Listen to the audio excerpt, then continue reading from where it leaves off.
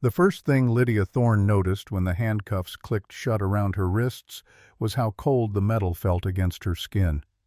The second thing was the flash of cameras, 100 phones raised like weapons capturing her humiliation in high definition. The third thing, and this was the one that made her knees buckle, was the look on Cornelius Ashford's face. Not anger, not betrayal, not just a terrible hollow emptiness, as if someone had carved out everything inside him and left only the shell.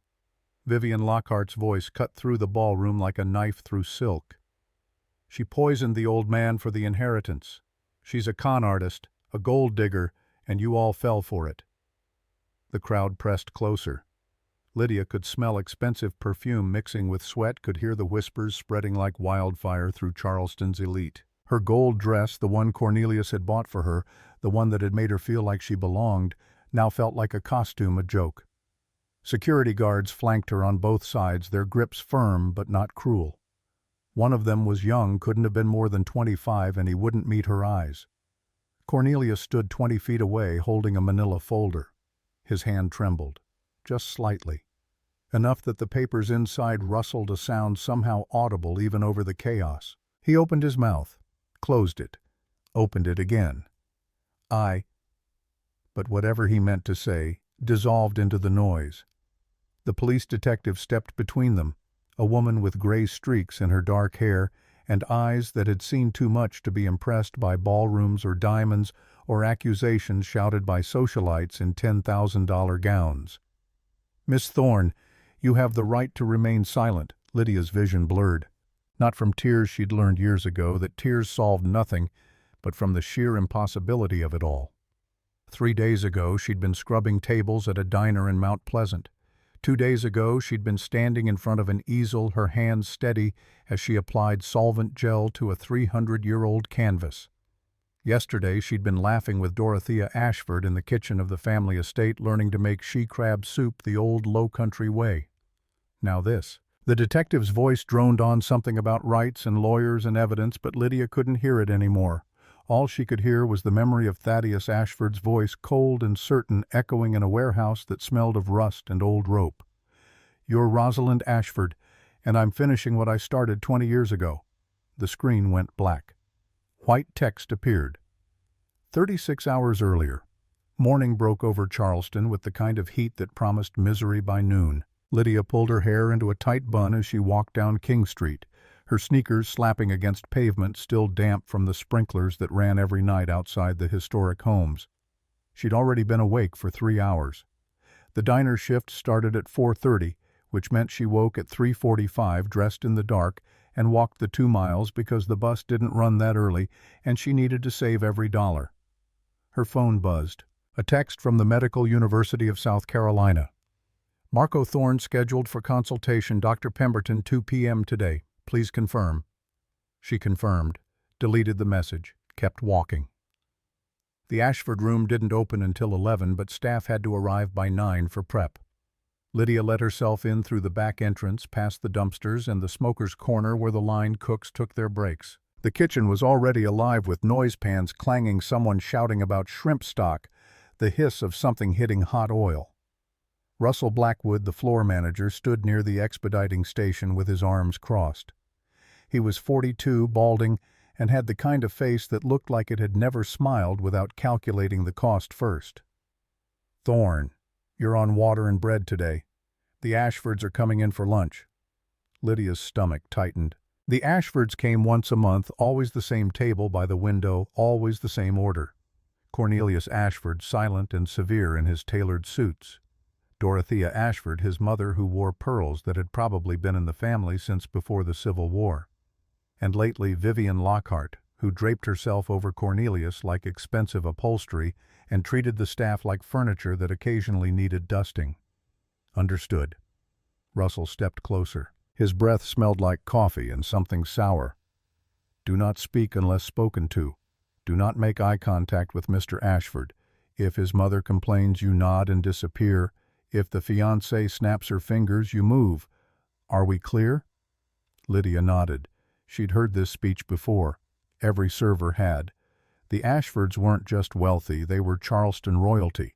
the kind of family that had streets named after them and portraits in the city museum. Cornelius Ashford ran Ashford Shipping Lines, a company that had survived wars and recessions and changing economies for 150 years. His word could make or break careers. His displeasure could end them.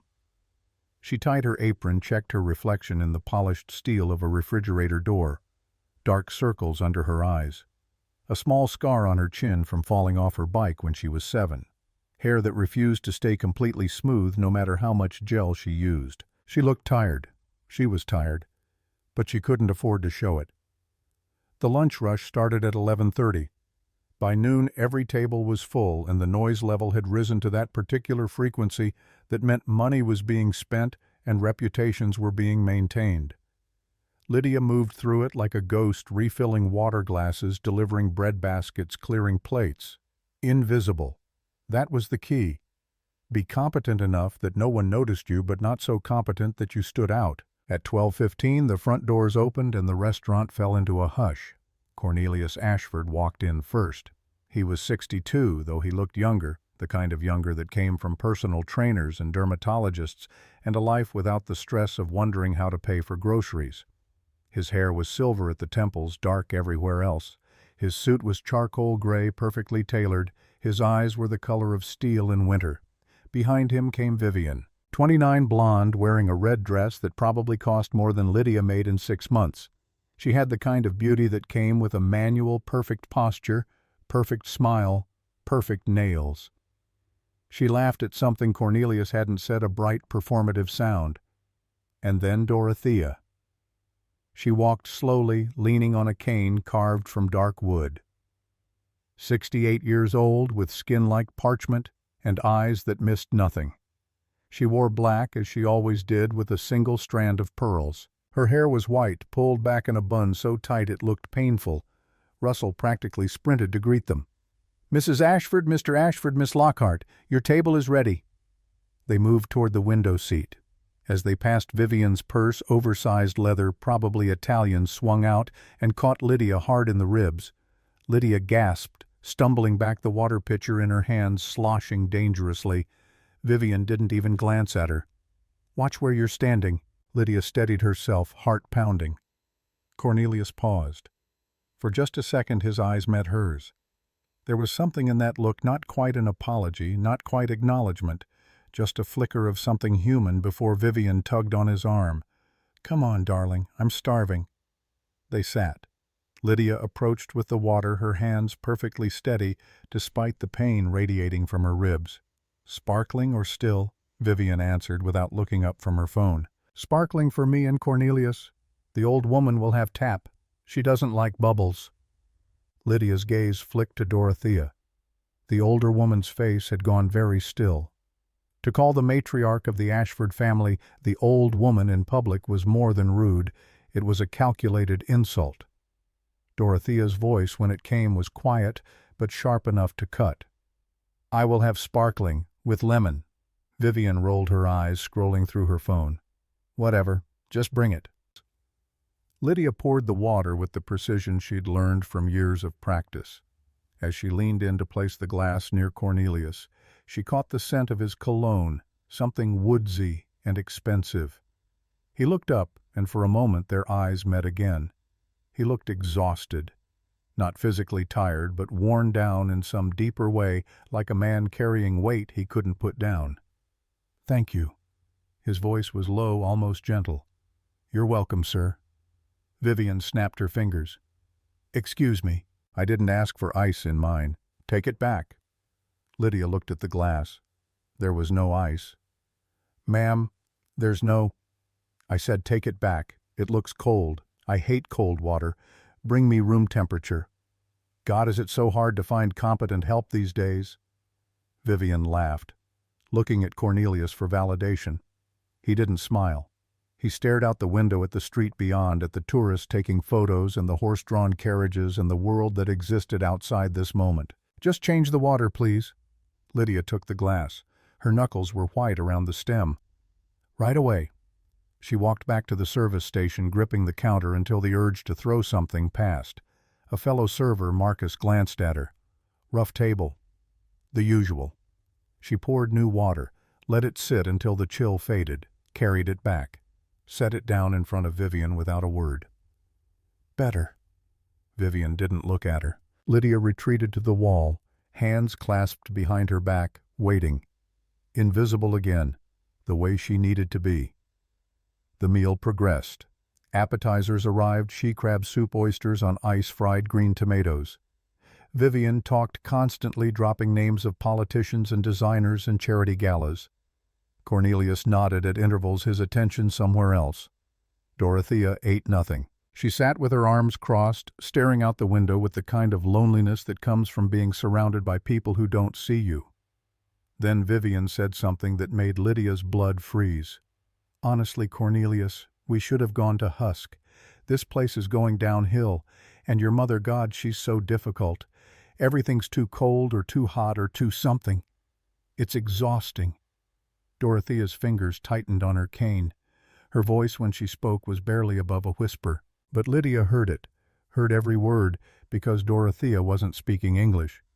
Dis woman gwine kill me would she mean mout. Lord send me a sign. Gullah. The old low-country Creole, the language of the Sea Islands, and the descendants of enslaved people who'd kept their culture alive through centuries of brutality.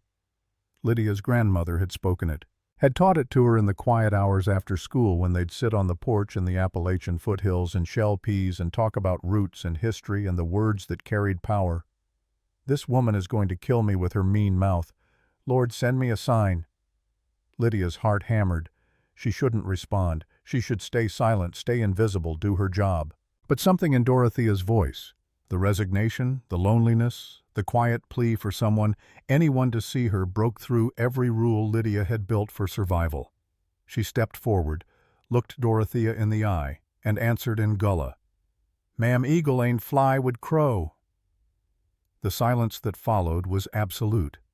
Dorothea's head snapped up. Her eyes went wide, first with shock, then with something else, something sharp and searching. She stared at Lydia like she was trying to solve a puzzle, her gaze roaming over Lydia's face, her hair, her neck. And then Dorothea saw it. The birthmark. Small, shaped like a magnolia flower just below Lydia's left ear. Most people never noticed it. Lydia had learned to keep her hair down to angle her head just right. But Dorothea saw it now, and the color drained from her face. Cornelius set down his wine glass. The clink of crystal against wood seemed loud enough to shatter windows. What did you just say? Lydia's mouth went dry. She'd made a mistake. A massive career-ending mistake. She should apologize, walk away, disappear into the kitchen and hope Russell didn't fire her on the spot. But Dorothea spoke first, her voice shaking. Where you from, child? The question hung in the air. Lydia swallowed.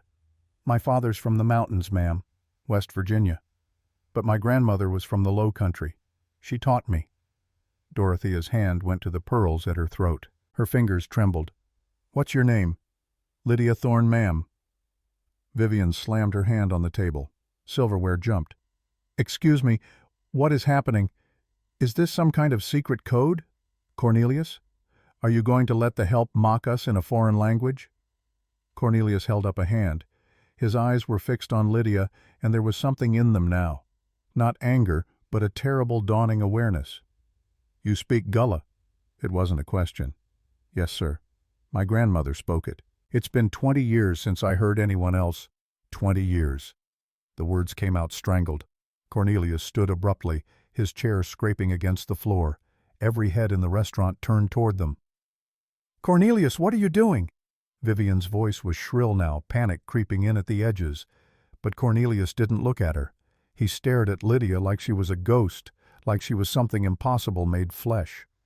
Dorothea rose slowly, leaning heavily on her cane. She took a step toward Lydia, then another.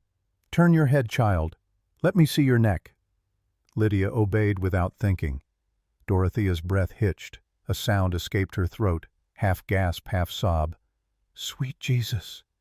Vivian stood, her face flushed red. This is ridiculous. Cornelius, sit down. We're leaving. Now. But Cornelius didn't move. His hand reached into his jacket pocket, pulled out his phone. His fingers shook as he dialed. James, I need you at the Ashford room immediately. Bring the file. The Rosalind file. Lydia's knees felt weak. Rosalind. She'd seen that name before. On the newspaper clipping a customer had left behind 2 weeks ago. The missing girl. The cold case. The age progression sketch that had made Lydia's stomach turn because the eyes in that drawing had looked so much like her own. Vivian grabbed Cornelius's arm. "What file? Who's Rosalind? What is going on?" Cornelius finally looked at her. His voice, when he spoke, was colder than Lydia had ever heard it. "Vivian, this conversation doesn't concern you. Leave." "Leave? We're engaged. We're getting married in 3 months. You don't get to—" "I said leave." The restaurant had gone completely silent. Even the kitchen noise had stopped. Vivian's face twisted ugly now beneath the makeup. "You're going to regret this. My family. My father. Do you have any idea what you're throwing away? For what? Some waitress who learned a party trick?"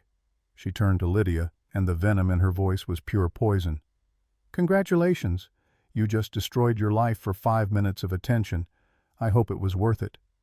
She stormed out, heels clicking like gunshots against the hardwood floor. The door slammed behind her. Slowly, the ambient noise of the restaurant resumed conversations, picking up again, silverware clinking, the world moving forward because it always did. But at the table by the window, time had stopped. Dorothea reached out her hand, hovering near Lydia's face but not quite touching. "How old are you, child?" 26, ma'am." "Your birthday?"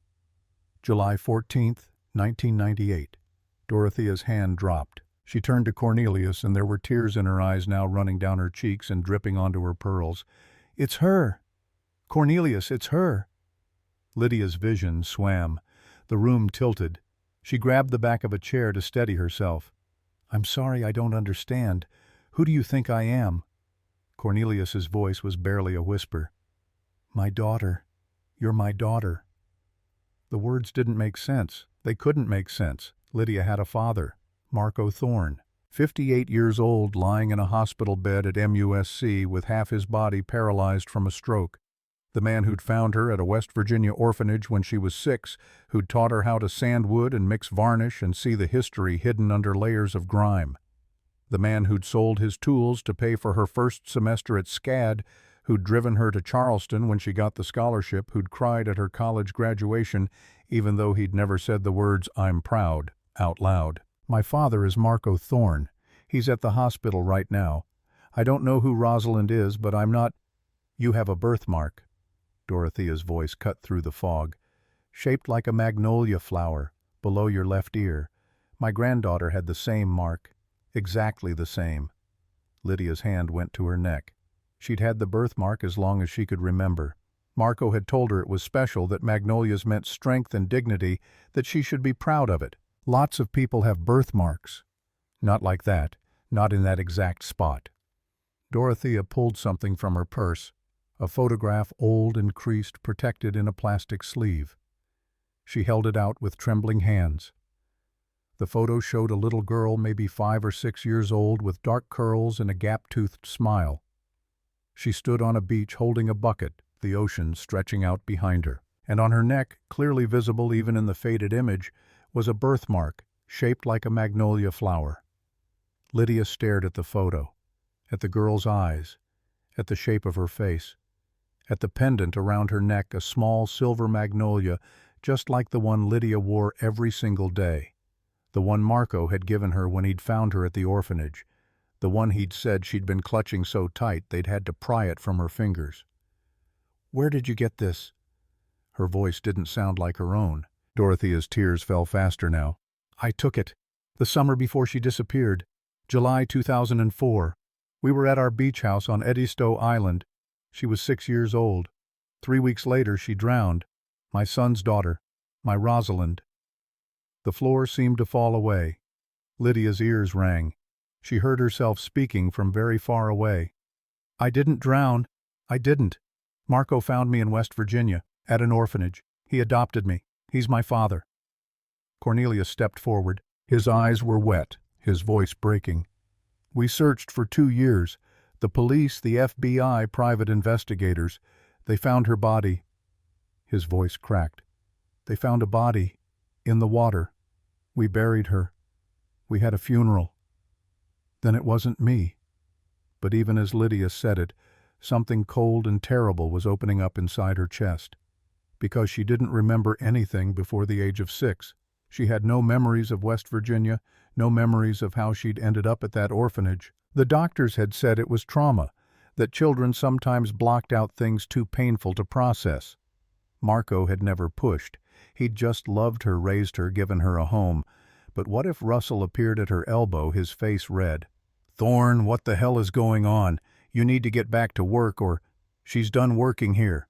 Cornelius's voice was flat absolute. Russell froze. "Sir, I'm buying this restaurant, as of this moment. Call the owner. Tell him I'm offering double the asking price, cash closing in 48 hours, and Miss Thorne is no longer your employee." Russell's mouth opened and closed like a fish drowning in air. Yes, sir. Of course, sir." He fled. Lydia watched him go, her mind unable to catch up with what was happening. Cornelius turned back to her. "I know this is impossible. I know you have no reason to believe me, but my mother is never wrong about these things. And if there's even a chance—" His voice broke again. "If there's even the smallest chance that my daughter is alive, that she's standing in front of me, I need to know. Will you take a DNA test?"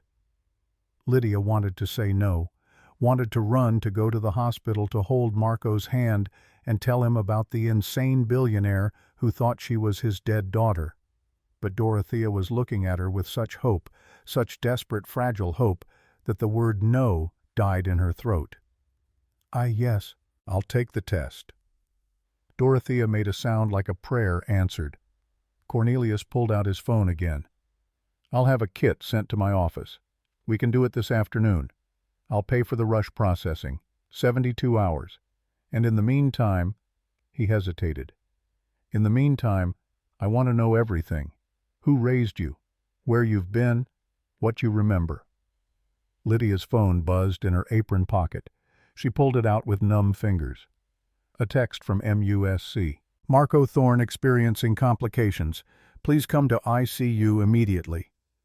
The world snapped back into focus. Sharp, brutal, real. "I have to go. My father Marco, he's in the hospital. He just had a stroke and they're saying he needs surgery and I don't have the money and I'll take care of it." Cornelius said it like it was nothing. Like paying for $180,000 neurosurgery was the same as buying a cup of coffee. "I'll call the hospital right now. Whatever he needs, the best surgeons, private room, full care." Lydia stared at him. "Why would you do that?" Cornelius looked at her, and in his eyes she saw 20 years of grief, 20 years of guilt, 20 years of searching for something he thought he'd lost forever. "Because if you're her, if you're Rosalind, then I owe you 20 years, and I can never give those back. But I can make sure the man who raised you gets every chance to survive. It's the least I can do." Lydia's vision blurred. She nodded, unable to speak. Go to him. I'll handle everything else." She turned to leave, stopped, looked back. "Thank you." Cornelius's smile was sad, broken. "Don't thank me yet. We don't know the truth. And when we do—" He paused. "When we do, everything might change." Lydia ran. She ran through the restaurant, past the staring diners, past Russell, who was on the phone and probably losing his mind. She ran out into the Charleston heat, down King Street, toward the hospital where Marco was fighting for his life. Her sneakers pounded against pavement, her heart hammered against her ribs, and in her mind one question repeated over and over. Who am I? She didn't see the black sedan parked across the street from the restaurant, didn't see the man sitting inside, phone pressed to his ear, his face pale and drawn.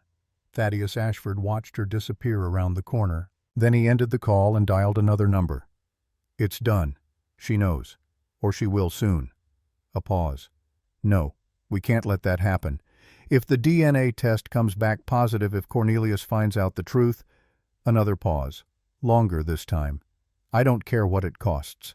Handle it. Make it look natural. She's already got a sick father in the hospital. Tragic if they both had complications. He ended the call, started the car, drove away. Behind him in the Ashford room, Dorothea clutched the photograph of Rosalind and wept like the world was ending. Because for her, in a way, it was beginning again. The ICU at MUSC smelled like antiseptic and desperation.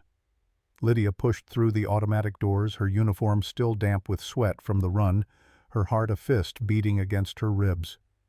The nurse at the desk looked up, recognition flickering across her face. Brenda. They'd spoken 3 times this week, enough that formalities had fallen away and been replaced by the careful kindness people used when they knew bad news was coming. He's stable. For now. Brenda's voice carried the weight of experience of having delivered this exact phrase to 100 other families standing in this exact spot, hoping for miracles. What happened? Lydia's hands gripped the edge of the desk, knuckles white. Toxicology flagged something unusual in his bloodstream. Doctor Pemberton wants to run more tests, but it looks like thallium poisoning. The word meant nothing at first, then everything. Thallium, rat poison, something you had to seek out, purchase, deliberately administer with intent. Someone poisoned him. Brenda's eyes softened with something that might have been pity. We're required to report it to the police. They'll want to talk to you, but right now he's asking for you. Lydia moved past the desk without hearing the rest. Room 412. She'd memorized the number, the route, the number of steps it took to get there. 37 from the elevator.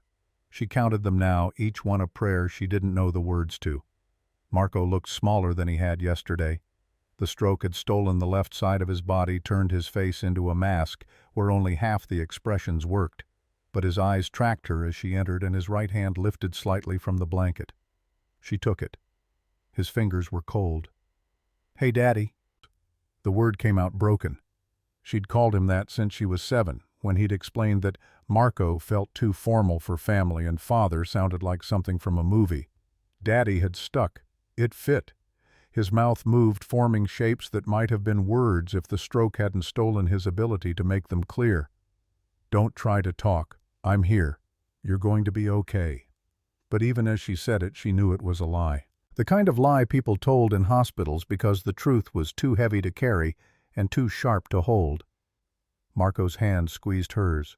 Once. Twice. Their old code. I love you. She squeezed back. 3 times. I love you more. His eyes closed. Not sleep, but the kind of exhaustion that came from a body fighting itself. Lydia sat in the plastic chair beside his bed and tried not to think about thallium, about poison, about someone deliberately trying to kill a man who'd spent his entire life helping other people. Her phone buzzed. A number she didn't recognize. She let it go to voicemail, then watched as 3 more calls came in rapid succession. Finally, a text. This is James Whitmore, Mr. Ashford's attorney. He asked me to contact you regarding your father's medical care. I've spoken with Dr. Pemberton. Surgery is scheduled for tomorrow morning, 6 a.m. Best neurosurgeon in the Southeast. All expenses covered. Please confirm you received this message. Lydia stared at the screen until the words blurred. Cornelius had actually done it. A man she'd spoken to for less than 15 minutes had just paid for her father's life. She typed back with shaking fingers. Confirmed. Thank you. The response came immediately. Mr. Ashford also requests your presence at his office tomorrow at 2 p.m. for the DNA test. The address is attached. A car will pick you up at the hospital. She should have felt grateful, should have felt relief. Instead, all she felt was a creeping sense of unreality, as if she'd stepped through a door into someone else's life and couldn't find her way back. A knock at the door. 2 police officers, 1 male, 1 female, both with faces that had learned to show nothing. Miss Thorne, we need to ask you some questions about your father's condition. The interview took an hour. Where had he been? Who had access to his food? Did he have enemies? Had there been any unusual visitors? Lydia answered mechanically, her mind elsewhere, thinking about Magnolia birthmarks and photographs and a little girl who'd drowned 20 years ago. Except maybe she hadn't. When they finally left, Brenda appeared with coffee that had gone lukewarm and a sandwich Lydia couldn't imagine eating. You should go home. Get some rest. We'll call if anything changes. Lydia shook her head. Home was a studio apartment in Mount Pleasant with water stains on the ceiling and a landlord who'd taped an eviction notice to her door 3 days ago. 3 months behind on rent. She had 72 hours to pay or get out. She stayed in the chair beside Marco's bed and watched the monitors track his heartbeat, his oxygen levels, his slow slide toward whatever came next. Somewhere around midnight, exhaustion pulled her under. She dreamed of water, of hands pulling her down, of voices speaking a language she understood but couldn't name. She woke to sunlight streaming through the window and Brenda's hand on her shoulder. "Surgery's in an hour. You'll want to say goodbye before they take him up." Lydia stood, her body aching from the chair, from the run, from carrying weight she hadn't known was there. Marco was awake, watching her with eyes that held too much knowledge. She leaned close. "The surgery's going to work. You're going to be fine. And when you wake up, I'll be right here." His hand found hers, squeezed once, twice. She squeezed back 3 times, then stood frozen as they wheeled him away, watching until the elevator doors closed and he disappeared from view. The waiting room was designed for grief. Pale blue walls, magazines from 2 years ago, a television playing morning shows with the sound turned down. Lydia sat in a chair by the window and stared at Charleston, waking up tourists already flooding the streets, horse-drawn carriages starting their routes, the city performing its role as a living museum of the antebellum South. Her phone rang. James Whitmore. "Miss Thorne, the car is waiting outside to take you to Mr. Ashford's office." She glanced at the clock. 2 p.m. The surgery had started 4 hours ago. Dr. Pemberton had said it would take 6, maybe 7, if complications arose. "I can't leave. My father's still in surgery." Mr. Ashford anticipated this. He's asked Dr. Pemberton to call his personal line with updates. You'll know the moment there's news. "I don't—" "Miss Thorne, I understand your hesitation, but Mr. Ashford was quite clear. The DNA test needs to happen today. The lab is standing by." Lydia closed her eyes, felt the walls of the waiting room pressing in, felt the weight of decisions she didn't want to make, and choices that weren't really choices at all. "I'll be down in 5 minutes." The car was a black Mercedes, the kind with leather so soft it felt like sin. The driver didn't speak, just held the door open and waited while she climbed inside. They drove through downtown Charleston, past Rainbow Row with its pastel houses, past the Battery, where cannons still pointed out to sea, past all the carefully preserved history that the city sold to tourists while pretending the ugly parts had never happened. Ashford Shipping Lines occupied a building on East Bay Street, glass and steel, rising 8 stories above the Cooper River. The lobby was all marble and money, the kind of space designed to remind visitors that they were small and the people who worked here were not. James Whitmore met her at the elevator. 60-something, silver hairsuit that probably cost more than Lydia's car. His handshake was firm but not aggressive, his smile professional. "Mr. Ashford is waiting in his office, if you'll follow me." They rode to the 8th floor in silence. The elevator doors opened onto a reception area where a woman with perfect posture and a headset typed at a computer without looking at the keyboard. She glanced up as they passed, her expression carefully neutral. Whitmore knocked once on a set of double doors, then pushed them open. The office was designed to impress. Floor-to-ceiling windows overlooking the harbor, antique furniture that belonged in a museum, walls lined with photographs and portraits spanning generations. And behind a desk large enough to sleep on, Cornelius Ashford, looking like he hadn't slept at all. He stood as she entered. "Thank you for coming. I know the timing is difficult." His voice was hoarse, scraped raw. Lydia nodded, not trusting herself to speak. "The DNA kit is here. It's a simple cheek swab. Results in 72 hours, but I've paid for a rush. We should know in 48. He gestured to a small medical kit on the desk. Lydia stared at it like it might bite. "Before I do this, I need to know something." Cornelius waited. "Why do you think your daughter is alive? You said you found a body. You had a funeral. How can you believe?" "Because my mother is never wrong." The certainty in his voice was absolute. "She knew my wife was sick before the doctors found the cancer. She knew my father was going to have a heart attack 3 days before it happened. She told me not to trust my brother and I didn't listen. Dorothea Ashford has a gift. Call it intuition, call it whatever you want, But when she looked at you yesterday and said you were Rosalind, I believed her. Even if you're wrong, even if the DNA says I'm not her." Cornelius's face crumpled for just a moment before he pulled it back together. "Then I'll have lost my daughter twice, but at least I'll know I tried everything." Lydia picked up the kit. The instructions were simple. Swab inside the cheek for 30 seconds, seal in the tube sign the consent form. She completed each step mechanically, her hands steadier than her heart. Whitmore took the sample, placed it in a biohazard bag, sealed it with the kind of care usually reserved for evidence in murder trials. "I'll take this to the lab personally. You should have results by Thursday morning."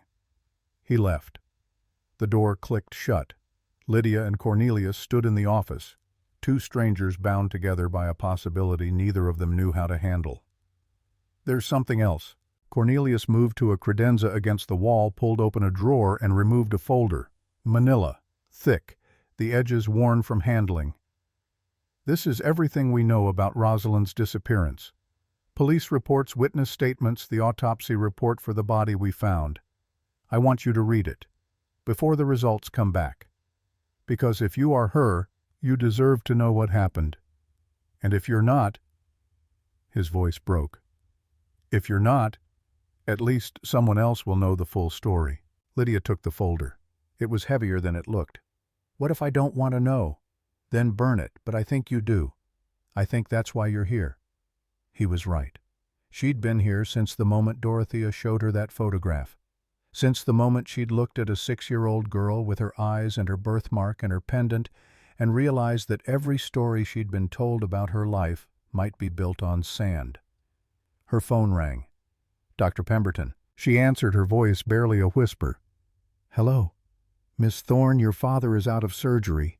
It went well. Better than expected, actually. He's in recovery now. You can see him in about an hour."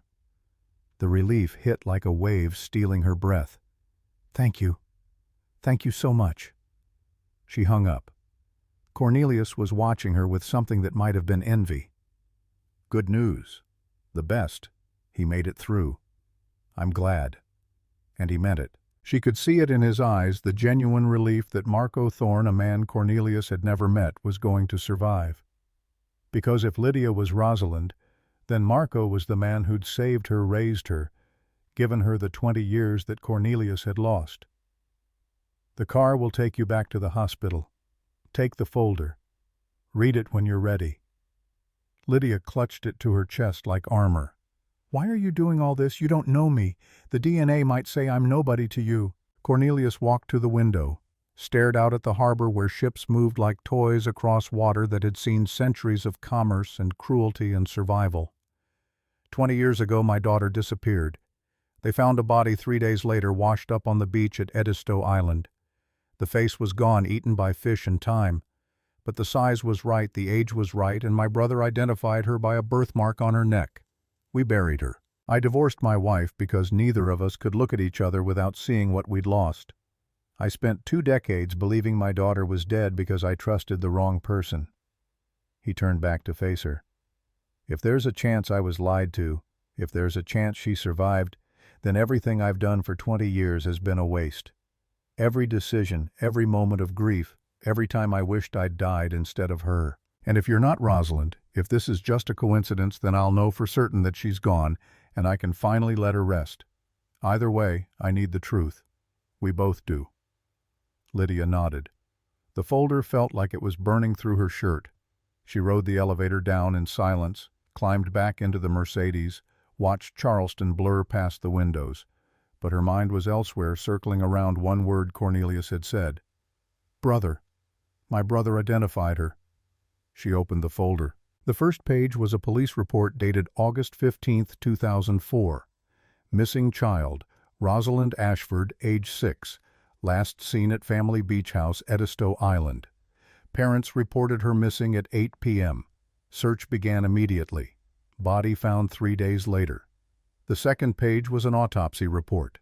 Female, approximately 6 years old, cause of death drowning. Significant decomposition due to marine exposure. Positive identification made by family member Thaddeus Ashford based on distinctive birthmark magnolia-shaped located below left ear. Lydia's hands shook. She flipped to the next page. A witness statement from Thaddeus Ashford, age 45, brother of Cornelius Ashford. I was the one who found her.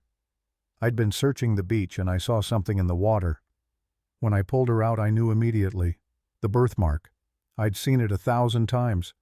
I had to be the one to tell Cornelius. It was the hardest thing I've ever done. She kept reading. More statements, more reports, more details about a tragedy that had destroyed a family. But something felt wrong. Like a painting where all the colors were correct, but the composition was off, where your eye kept catching on details that didn't quite fit. The car pulled up to the hospital. Lydia climbed out, still reading, walked through the lobby and up to the 4th floor without looking up from the pages. She nearly collided with Brenda in the hallway. "He's awake, a little groggy, but he's asking for you." Lydia closed the folder, shoved it into her bag. Marco's room was brighter than before. They'd moved him to a private suite, the kind with real furniture instead of plastic chairs and windows that actually opened. Evidence of Cornelius Ashford's money rewriting reality, one paid bill at a time. Marco's eyes found her as she entered. His face was still half frozen, but the right side managed something close to a smile. "Hey, Daddy." She took his hand. He squeezed. Once, twice, 3 times back. "The surgery went well. Dr. Pemberton says you should regain most of the mobility in your left side with physical therapy. It's going to be a long recovery, but you're going to be okay." His mouth moved, and this time words emerged, slurred but understandable. "What happened?" Lydia hesitated. The police report had mentioned thallium poisoning, deliberate and methodical. Someone had tried to kill Marco Thorne, and the only question was why. "Someone poisoned you. The police are investigating." His eyes widened. Fear flickered across the working half of his face. "You need to leave Charleston." The words came out garbled but urgent. "What number? I'm not leaving you." His hand gripped hers with surprising strength. "Not safe. Something wrong. You need to go." "Daddy, I don't understand. What's wrong? What aren't you telling me?" But his eyes had already started to close, exhaustion dragging him back under. Lydia sat there holding his hand, her mind racing through possibilities she didn't want to consider. The folder in her bag felt like it was radiating heat. She pulled it out, flipped to the section marked Evidence Photos. And there in black and white was the body they'd pulled from the water. Grainy, difficult to look at, the kind of image that stayed with you long after you looked away. But it was the next photo that made her stop breathing. A close-up of the birthmark, magnolia-shaped below the left ear. Exactly like hers. Except something about it looked wrong. The edges too perfect, the shape too clean for something that should have been eaten by fish and salt water. She grabbed her phone, zoomed in on the image, looked closer, and saw it. The birthmark in the photo was a tattoo, fresh enough that the ink still looked sharp despite the decomposition. Someone had tattooed a magnolia flower onto a dead child's neck to make sure the body would be identified as Rosalind Ashford, which meant the real Rosalind Ashford hadn't drowned, which meant someone had killed a different child and staged the scene, which meant her phone rang. Unknown number. She answered without thinking. A man's voice, smooth and cultured with the kind of Charleston accent that came from generations of money. "Miss Thorne, we haven't been formally introduced. My name is Thaddeus Ashford," the name from the police report, the brother who'd identified the body. "I understand you've been spending time with my family, with Cornelius and Mother. I wanted to reach out personally and warn you that you're making a terrible mistake." Lydia's heart hammered. "What are you talking about?" "My brother lost his daughter 20 years ago. It destroyed him. And now you come along with your convenient accent and your birthmark and your tragic backstory, and you're giving him hope where there shouldn't be any. It's cruel, Miss Thorne, cruel and calculated." "I didn't ask for any of this." "No." "Then why did you respond when my mother spoke Gullah? Why did you agree to the DNA test? Why are you accepting money from a man who's desperate enough to believe in fairy tales?" "Because he offered. Because my father needed surgery. Because you saw an opportunity." His voice hardened. "I know people like you, Miss Thorne. I've dealt with con artists and gold diggers for 20 years, all of them claiming to be Rosalind, all of them looking for a payout. You're just better at it than most. But I'm telling you right now, walk away. Leave Charleston. Forget you ever met the Ashfords. Because if you don't, if you keep playing this game, you're going to regret it. Is that a threat? It's a promise.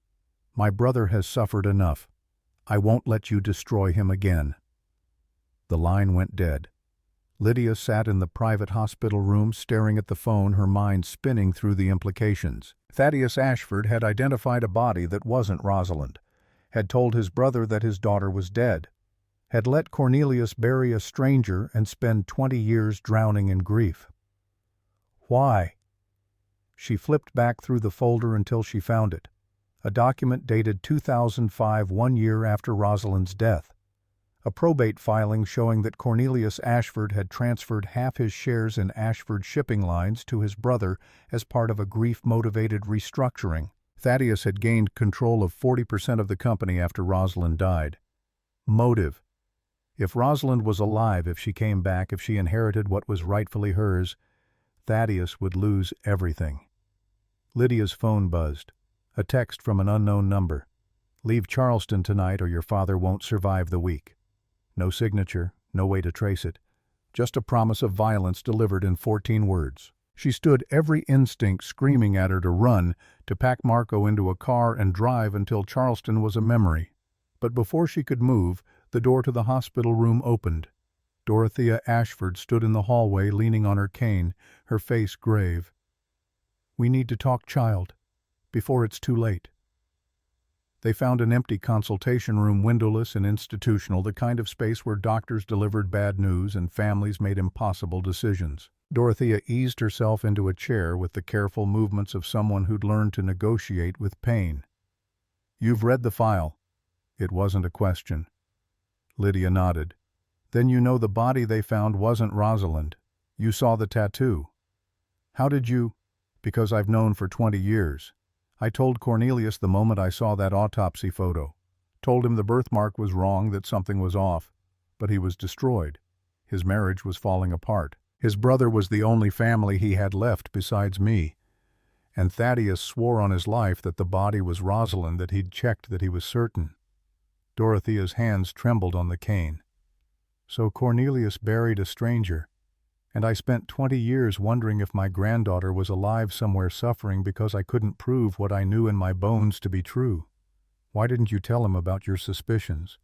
"I tried, but grief makes people cruel to hope." Cornelius needed to believe she was dead, needed to bury something, needed an ending to the nightmare. And I was just an old woman with intuition and a magnolia tattoo that might have been real after all.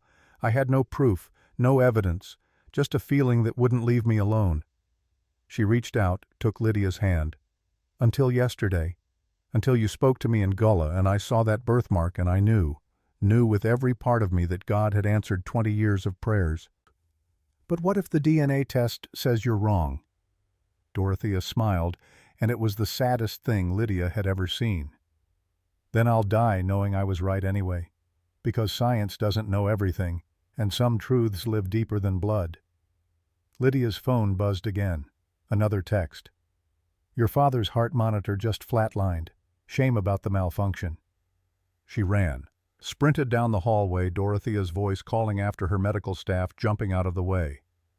Room 428. She burst through the door to find Marco convulsing the monitors, screaming, nurses rushing in with the crash cart. "What happened?" She grabbed the nearest doctor, a young woman with exhaustion in her eyes. "We don't know. His vitals were stable and then everything just crashed. We're doing everything we can." They pushed Lydia back, crowded around Marco's bed, shouted medical jargon she didn't understand. She watched through the doorway as they shocked him once, twice, 3 times. Watched his body arch off the bed with each jolt. Watched the monitors flicker and scream and finally impossibly stabilize. The doctor emerged, peeling off gloves. "He's stable, for now, but someone tampered with his IV line, added something to the drip. We're testing it now, but preliminary analysis shows a paralytic agent. If we'd been 30 seconds slower..." She didn't finish the sentence. She didn't have to. Lydia leaned against the wall, her legs suddenly unable to hold her weight. Someone had tried to kill Marco. Again. In a hospital with security and cameras and witnesses, they'd tried to murder him in broad daylight and nearly succeeded. Dorothea appeared beside her, somehow managing to move silently despite the cane. "This is Thaddeus. This is his work." "You can't know that. I've known that man for 65 years. Watched him grow from a boy who tortured animals to a man who destroys lives for profit. He killed a child to fake Rosalind's death. You think he'd hesitate to kill an old furniture restorer?" Lydia's phone rang. "Cornelius." "Are you all right? Mother just called. She said something happened at the hospital." "Someone tried to kill my father. Again." Silence on the other end. Then, in a voice colder than Lydia had heard from him, "I'm calling the police. I'm hiring private security for his room. No one gets in without clearance. No one. It won't matter. Your brother will find a way. He already warned me to leave Charleston. He knows about the DNA test. He knows everything." Another pause. "Come to my house, tonight. Bring your father when he's stable enough to move. I have security staff resources. You'll both be safe here." "Why would you do that?" "The DNA results aren't even back yet. You don't know if I'm really your daughter." "I know someone is trying to kill you. I know my brother is involved. And I know that if I do nothing and you die, I'll never forgive myself. DNA doesn't change that. So please, let me help you." Lydia looked through the doorway at Marco, alive but barely surrounded by machines and people trying to save him from enemies he'd never made. "Okay, we'll come." She hung up. Dorothea was smiling. "Smart girl, just like Rosalind would have been." "I'm not Rosalind. I don't remember being her. I don't remember anything before the orphanage." "Memory isn't the only truth, child. Sometimes the body remembers what the mind forgot. Sometimes survival means forgetting everything that came before." Lydia wanted to argue, wanted to insist that she was just Lydia Thorne, waitress and art restoration dropout daughter of Marco and nobody else. But standing in this hospital hallway with attempted murder in the air and a birthmark burning on her neck and a folder full of evidence that someone had killed a child to hide another child's survival, she couldn't quite convince herself anymore. Somewhere in Charleston, in an office with a view of the harbor, Thaddeus Ashford made another phone call. "She didn't leave. The old man's still alive." A pause. "Then we escalate. If she won't run, we remove her, permanently. And we do it before those DNA results come back. And if they prove she's Rosalind, then we make sure no one ever sees them. My brother's already lost one daughter. He'll survive losing her twice." He ended the call and stared out at the water at the ship's moving cargo that would make him richer at the city that had belonged to his family for generations and would continue to belong to them as long as he was willing to do what needed to be done. Survival, he'd learned long ago, belonged to those who refused to hesitate, and Thaddeus Ashford had never hesitated in his life. The Ashford estate sat on 12 acres of land that had belonged to the family since before the Revolution, when Charleston was still a port city built on rice and human suffering. The main house was Greek Revival, white columns reaching toward sky-live oaks draped with Spanish moss framing the circular drive. Security cameras tracked the ambulance as it pulled through wrought iron gates that cost more than most people's houses. Lydia rode in the back with Marco, watching monitors that had been stable for 3 hours now. Dr. Pemberton had cleared the transfer only after Cornelius hired 2 private nurses and equipped a guest room with hospital-grade equipment. Money, it turned out, could move mountains when properly applied. Marco's working eye tracked her face. "You don't have to do this." His speech was clearer now, the words only slightly slurred. "Progress. Someone tried to kill you twice in one day. We're doing this. But if it puts you in danger, we're safer here than at the hospital. Cornelius has security, former Secret Service, the kind of people who take bullets professionally." Marco's hand found hers. "I'm sorry." "For what?" "For not telling you the truth. About where I found you. About what you were like when they brought you to the orphanage." Lydia's breath caught. "What do you mean?" The ambulance slowed, turning onto a drive lined with camellias. Marco's eye closed for a moment, gathering strength. "You didn't speak for 6 months. Just stared at walls and held that pendant like it was the only thing keeping you alive. The orphanage said you'd been found wandering the woods near the West Virginia border. No ID, no family, no memory. Just a 6-year-old girl who'd been through something so terrible her mind had locked it away. His voice cracked. I took one look at you and knew I couldn't leave you there. Didn't matter that I was 50 and single and had no business raising a child. You needed someone and I needed to be needed. So I filled out the paperwork and lied on half of it and brought you home. Why didn't you tell me? Because you were happy. Because you started talking again, started laughing, started being a kid instead of a ghost. Why would I drag you back into trauma you'd survived by forgetting?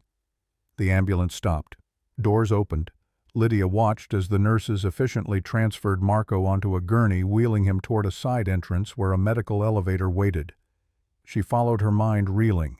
The guest suite was on the second-floor east wing with windows overlooking gardens that probably required a full-time staff. The hospital bed looked out of place among the antique furniture and oil paintings, but the equipment was state-of-the-art. One nurse began setting up monitors while the other checked Marco's vitals. Cornelius appeared in the doorway. Dr. Pemberton will be here in an hour for evening rounds.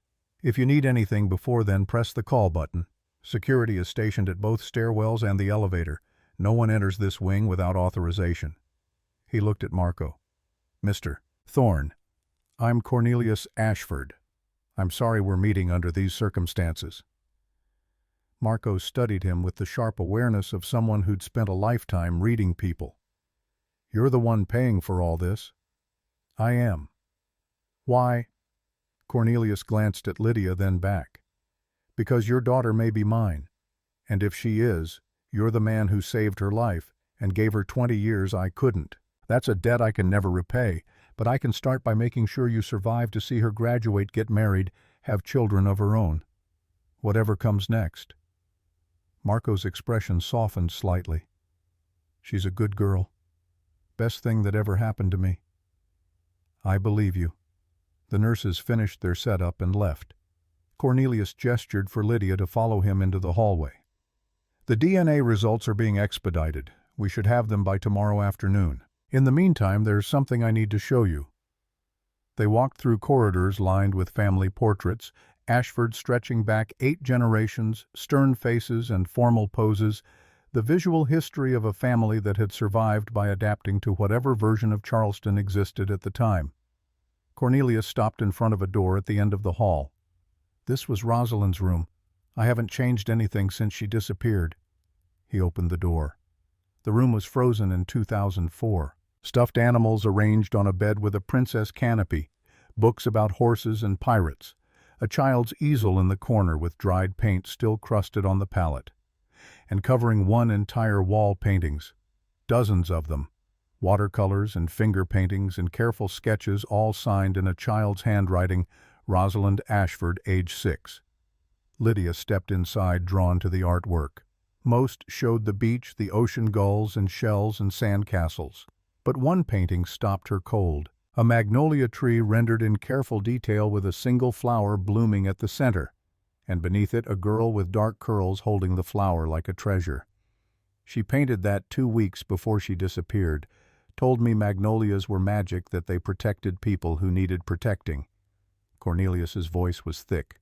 After she died, after we thought she died, I couldn't come in here. My ex-wife packed everything up, but I made her stop. Told her to leave it exactly as it was, just in case. Just in case what? Just in case I was wrong, just in case she came home. Lydia touched the painting, felt the texture of dried watercolor under her fingertips. Something stirred in her mind, not quite a memory, but the shape of one, like seeing movement in peripheral vision that vanished when you looked directly at it. I don't remember painting this. You were 6. Most people don't remember much from that age. But that wasn't quite true. Lydia remembered plenty from age 7, 8, 9. Remembered learning to ride a bike with Marco running behind her. Remembered her first day of school, her first thunderstorm, her first time seeing the ocean. The memory started at 7 and continued unbroken to now. But before that, nothing. A blank space where the first 6 years should have been. Her phone buzzed. A text from an unknown number. You should look out the window. 3rd floor west wing. Now. Lydia's stomach dropped. She moved to the window, pulled back the curtain. Across the gardens in the main house's west wing, a figure stood in a lit window. Too far to see clearly, but the posture was unmistakable. Watching, waiting. Another text. "We need to talk. Alone. The old carriage house. 10 minutes. Come alone or your father's nurse has instructions." Cornelius was examining one of Rosalind's books, his back to the window. Lydia slipped her phone into her pocket. "I need some air. Is there a garden entrance?" "Through the sunroom, first floor, but you shouldn't go out alone." "I'll stay close to the house. I just need to clear my head." He nodded, lost in memory and old grief. Lydia left him there among the ghosts of his daughter's childhood and made her way downstairs. The sunroom doors were unlocked, opening onto a stone terrace that led to formal gardens beyond. She followed a gravel path between hedges trimmed into geometric perfection, moving toward the old carriage house that loomed at the edge of the property. The building was brick, 2 stories converted into storage or guest quarters decades ago and then forgotten. The door stood ajar. Lydia pushed it open, stepped into darkness that smelled like dust and old wood. "Close the door." Thaddeus Ashford's voice came from the shadows. Lydia's hand found the light switch. Fluorescent tubes flickered to life, revealing a space filled with furniture draped in cloth boxes stacked to the ceiling. The accumulated debris of a family that never threw anything away. Thaddeus stood beside a workbench, 65 years old, but looking younger, with Cornelius's features sharpened by something harder. He wore khakis and a polo shirt, casual wealth, and held a gun loosely in his right hand. "I told you to leave Charleston." Lydia's heart hammered, but she kept her voice steady. "And I told you I'm not going anywhere." "Then you're stupider than I thought. Do you have any idea what you've walked into? What you're about to destroy?" "I didn't walk into anything. Your mother recognized me. Cornelius invited me here. I'm just trying to survive." Thaddeus laughed, bitter and sharp. "Survive. That's rich. You survived 20 years ago when you should have drowned with the other girl. You survived the orphanage, survived being raised by that furniture restorer, survived all the way to walking back into the one place you should have stayed away from forever. You know I'm Rosalind." It wasn't a question. "Of course I know. Knew the moment Mother called me hysterical saying she'd found her granddaughter in a restaurant. Knew the second I saw your photograph. You have your mother's eyes." "Exactly." He raised the gun slightly, not quite pointing it at her, but close enough. "That's why you have to disappear. Again. Permanently this time. Because I'll expose what you did. The embezzlement, the fake body, the 20 years of lying. The embezzlement is covered.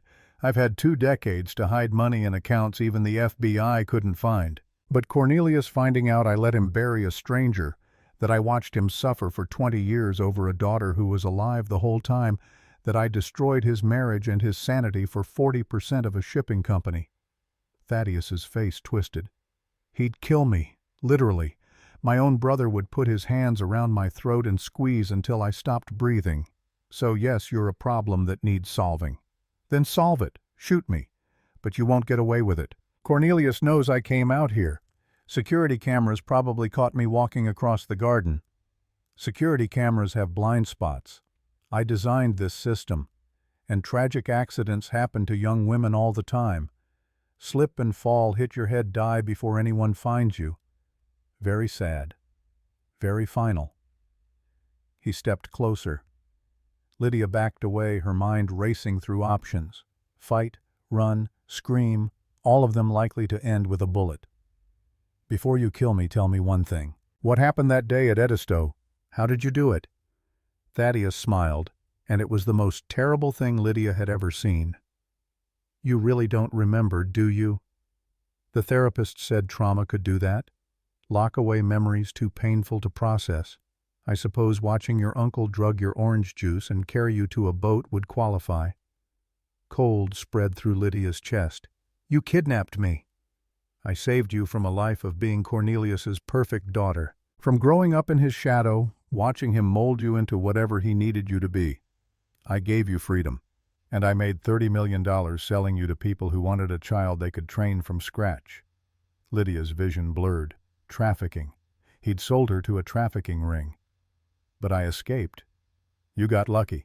The people who bought you were transporting you through the Appalachians when you woke up still groggy from the drugs and somehow managed to open the van door and jump out. They searched for hours but couldn't find you. You disappeared into the woods like a ghost." He laughed. "I had to scramble. Found a homeless girl in Charleston about your age, similar build. Drugged her, drowned her in the bathtub, tattooed a magnolia on her neck while she was dying. Dumped the body in the ocean and called Cornelius crying that I'd found Rosalind washed up on shore." Lydia's stomach heaved. She swallowed bile. "You murdered a child to cover your crime." "I solved a problem. The girl was going to die on the streets anyway. I just accelerated the timeline and gave her a purpose. Rosalind Ashford's corpse. The body that let Cornelius grieve and move on and sign over the company's shares I needed." He raised the gun level with her chest. "And now you're going to serve a purpose too. The waitress who tragically died in an accident before the DNA results came back. Cornelius will grieve again, but at least this time he'll know the truth. His daughter really is dead. Has been for 20 years. The door behind Lydia burst open. Cornelius stood in the entrance, flanked by 2 security guards with weapons drawn. His face was white eyes wide with an emotion beyond rage. "Step away from her, Thaddeus." Thaddeus swung the gun toward his brother. "Cornelius, I can explain. You sold my daughter. You murdered a homeless child. You let me bury a stranger and spend 20 years drowning in grief. What explanation could possibly matter? I did it for the family, for the company. You were weak, destroyed by fatherhood, turning Ashford Shipping into a charity case. Someone had to be strong enough to save it. By selling my child to traffickers." Cornelius's voice was barely human. "By doing what needed to be done. And I'd do it again because look at us now. Look at what the company became under my leadership. We're worth billions. Billions, Cornelius. That doesn't happen with weakness." "Put the gun down." One of the security guards spoke calmly, professionally. Thaddeus shook his head. "You're not taking me alive. I'm not spending the rest of my life in prison for making hard choices, for being the one willing to sacrifice for the greater good." He turned the gun on Lydia. "If I can't have the company, neither can she. If I'm going down, she's coming with—" The gunshot was impossibly loud in the enclosed space. Thaddeus jerked, stumbled, the weapon falling from his hand. He looked down at the spreading red stain on his polo shirt, then up at Cornelius with something like surprise. "You shot me." His voice was almost wondering. Cornelius held the security guard's service weapon steady, his finger still on the trigger. "I did. Because some debts can only be paid in blood, and you bankrupted this family 20 years ago." Thaddeus collapsed. The guards rushed forward, one kicking the fallen gun away while the other checked for a pulse. Cornelius dropped the weapon and moved to Lydia, his hands on her shoulders. "Are you hurt? Did he touch you?" Lydia shook her head, unable to speak. Cornelius pulled her against his chest, and she felt him trembling, felt 20 years of grief and rage and betrayal shaking through him in waves. "I'm sorry. God, I'm so sorry. I should have protected you, should have known, should have trusted my mother when she said something was wrong." Police sirens wailed in the distance, growing closer. One guard spoke into a radio while the other applied pressure to Thaddeus's chest wound. He was still breathing, still conscious, staring at the ceiling with eyes that couldn't comprehend how the story had ended like this. Dorothea appeared in the doorway, moving faster than Lydia had ever seen her move, the cane forgotten. She took one look at Thaddeus bleeding on the floor and spat. "Good. Let him suffer like he made us suffer." Then she turned to Lydia, her face crumpling. "My baby. My sweet girl. You're home. You're finally home." Lydia felt something break open inside her chest. Not quite memory, but the echo of it, of this woman's voice singing lullabies, of strong arms holding her safe, of magnolias and promises and a life that had been stolen before she'd had a chance to remember it clearly. "Nona!" The word slipped out before she could stop it. Old word, Gullah word, the name she'd called Dorothea before the world had shattered. Dorothea sobbed, reaching for her, and Lydia let herself be held by a woman whose DNA she shared, but whose face was new and ancient all at once. The police arrived. Paramedics loaded Thaddeus onto a stretcher, handcuffed to the rails, still alive but barely. The recording equipment Cornelius's security team had planted in the carriage house had captured everything, every confession, every threat, every word of a monologue that would send a man to prison for the rest of his life. 2 hours later, Vivian Lockhart was arrested at her father's estate, trying to board a private jet to the Cayman Islands. Her phone records showed coordination with Thaddeus payments made to hire the hitman who'd tampered with Marco's IV line. She screamed about lawyers and immunity deals all the way into the police car, but nobody was listening anymore. The night stretched long and strange. Police interviews, crime scene investigators, reporters gathering at the gates like sharks drawn to blood. Lydia answered questions mechanically until Cornelius's attorney stepped in and shut it down, citing trauma and the need for rest. Marco was awake when Lydia finally made it back to his room, his good eye tracking her movements. "You're okay?" Not a question. A prayer answered. "I'm okay. Thaddeus confessed everything. He's going to prison." Marco's hand found hers, squeezed once, twice, 3 times. She squeezed back, feeling the weight of everything that had happened settle into her bones. She'd walked into the Ashford room 2 days ago as nobody. Now she was Rosalind Ashford, heir to a shipping fortune, survivor of trafficking, daughter of 2 fathers who'd each saved her in different ways. "Rest, Daddy. We'll talk tomorrow." She kissed his forehead and left him to sleep. Dawn broke over Charleston with the kind of light that made the city look like a painting. Lydia stood at the window of Rosalind's old room, watching the harbor wake up, ships moving like memories across water that had carried millions of stories before hers and would carry millions more after. A knock at the door. James Whitmore entered carrying a leather portfolio and the careful expression of someone bearing news that would change everything. "The DNA results arrived an hour ago. I wanted to deliver them personally."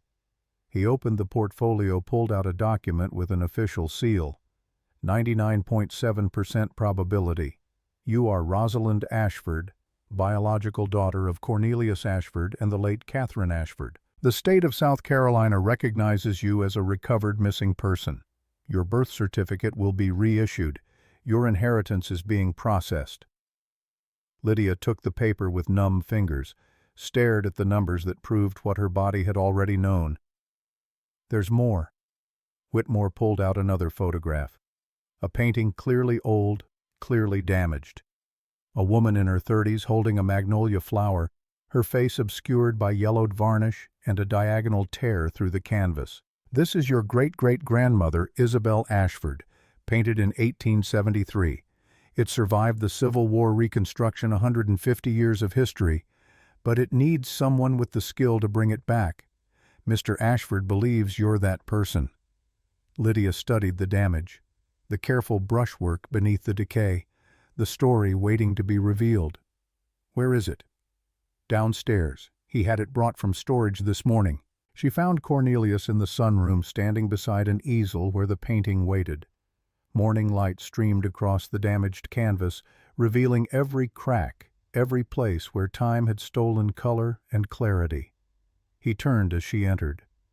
"I know it's asking a lot, after everything that's happened, but I thought—" He paused. "I thought maybe you'd want to do what you were trained to do. Bring back what's been hidden. Show us who we really are beneath all the years and damage."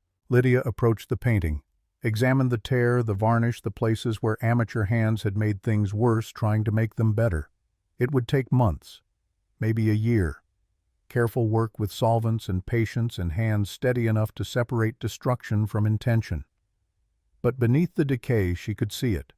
The ghost of a woman who'd survived a war, who'd rebuilt a family from ruins, who'd held magnolias like they meant something more than beauty. Marco appeared in this doorway, moving slowly but under his own power, one nurse hovering nearby.